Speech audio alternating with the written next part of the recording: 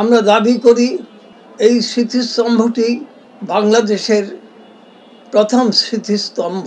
চারদিকে শুধু ইংরেজির জোয়ার, ইংরেজি যেন রাষ্ট্রভাষা। আমাদের ভাষার জন্য যে সংগ্রাম, সেই সংগ্রামের দিন মহান 21শে ফেব্রুয়ারি, যে দিনটি দীর্ঘ সময় পরে হলেও জাতিসংঘ কর্তৃক ঘোষিত হয়েছে। এই দিনটি মাতৃভাষা দিবস। এটা আমাদের গর্বের বিষয়। তৎকালীন সময়ের মুসলিম লীগ সরকারের নিষ্ঠুর পুলিশ বাহিনীর গুলিতে ঢাকার পিচঢালা রাজপথ রঞ্জিত করে এবং এই আন্দোলন, এই শহীদদের রক্ত বৃথা যেতে দিব না বলে সারা বাংলাদেশে এই ভাষাকে রাষ্ট্রভাষা করার জন্য সংগ্রামে মেতে উঠে। এই সংগ্রাম ঢাকায় তীব্র ছিল এবং রাজশাহীতে ঢাকার তুলনায় কোনো অংশেই কম ছিল না। রাষ্ট্রভাষার দাবিতে সেই সময়ে বর্তমান ফায়ার সার্ভিসের মোড়ে এক মিছিলে আমাদের কর্মীর মাথায় লাঠি মারে রক্ত ঝরিয়েছিল তৎকালীন সময়কার মুসলিম লীগের গুন্ডা বাহিনী। ঢাকায় যখন পুলিশের গুলিতে রক্ত ঝরে, সেই সময়ে যোগাযোগ ব্যবস্থা অত্যন্ত নাজুক ছিল। ঢাকা থেকে একটি বিকালের দিকে ট্রেন আসতো। সেই ট্রেনে ঢাকা থেকে আমাদের একজন কর্মী এসে খবর দেয় যে ঢাকায় ভাষা মিছিলের রাষ্ট্রভাষা করার জন্য দাবি জানাতে একটি মিছিল যাচ্ছিল পার্লামেন্ট ভবনের দিকে, সংসদ ভবনের দিকে। সেই সময়ে পুলিশ তাদের উপর গুলি চালায়। ছাত্রাবাসে মেসে খবর দেয়। রাজশাহী গভর্নমেন্ট সরকারি কলেজের ছাত্রাবাস, নিউ হোস্টেল অথবা SM হোস্টেল নামে খ্যাত ছাত্রাবাসের মাঠে মিটিং করে।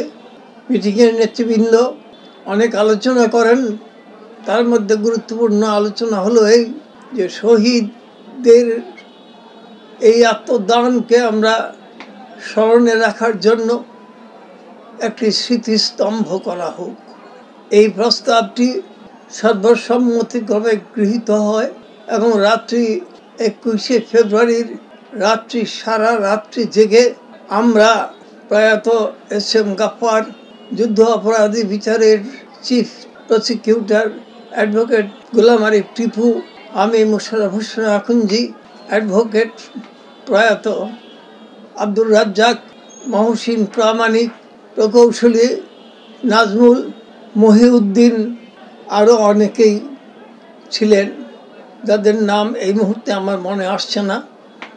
তারা আশেপাশের ইট পাটকেল জোগাড় করে কাদার গাঁথুনি দিয়ে একটি শহীদ স্মৃতিস্তম্ভ গড়ে তুলি এবং তার গায়ে লিখে দেই, ওই শোনো, ভয় নাই ওরে ভয় নাই, নিঃশেষে প্রাণ যে করিবে দান, ক্ষয় নাই তার ক্ষয় নাই।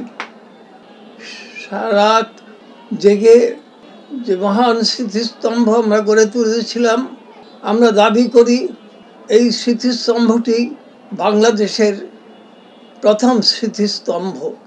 ঢাকার শহীদ স্মৃতিস্তম্ভ পরের দিন তারা সিদ্ধান্ত নেয় এবং তারপরে সেই স্মৃতিস্তম্ভ তৈরি হয়।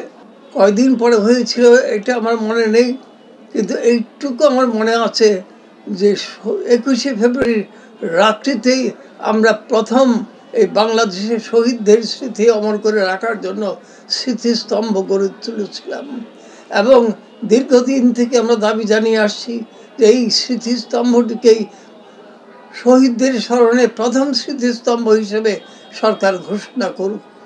যে ত্যাগের বিনিময়ে আমরা পাকিস্তান আমলে পাকিস্তানের রাষ্ট্রভাষা বাংলাকে করতে পেরেছিলাম, আজকে এক সাগর রক্তের বিনিময়ে অর্জিত এই স্বাধীন বাংলাদেশে সেই উচ্ছ্বাস আমরা 21শে ফেব্রুয়ারিতে যেভাবে দেখিয়ে থাকি, এই 21শে ফেব্রুয়ারিতে ভাষা শহীদদের জন্য যে বেদনা আমরা বোধ করি সেটাই যেন মনে হচ্ছে আনুষ্ঠানিক।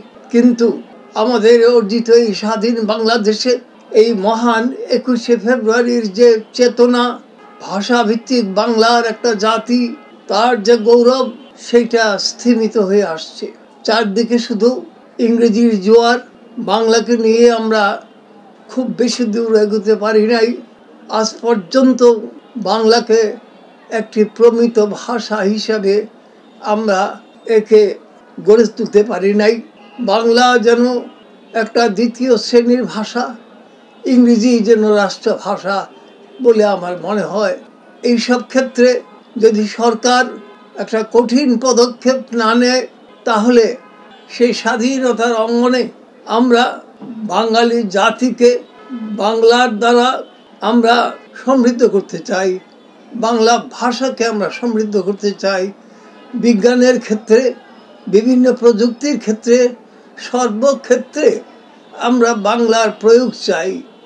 বাংলা শুধু উপন্যাস লেখার জন্য নয়, বাংলা শুধু কবিতা লেখার জন্য নয়, বাংলা জীবনের প্রতিটা ক্ষেত্রে প্রয়োগ করার জন্য আমরা যদি সচেষ্ট না হই, যদি এই স্বাধীন সরকারের দৃষ্টি আমরা যদি সঠিকভাবে অর্জন করতে না পারি, তাহলে এই দুরবস্থার কবল থেকে আমরা কিছুতেই রক্ষা পাব না।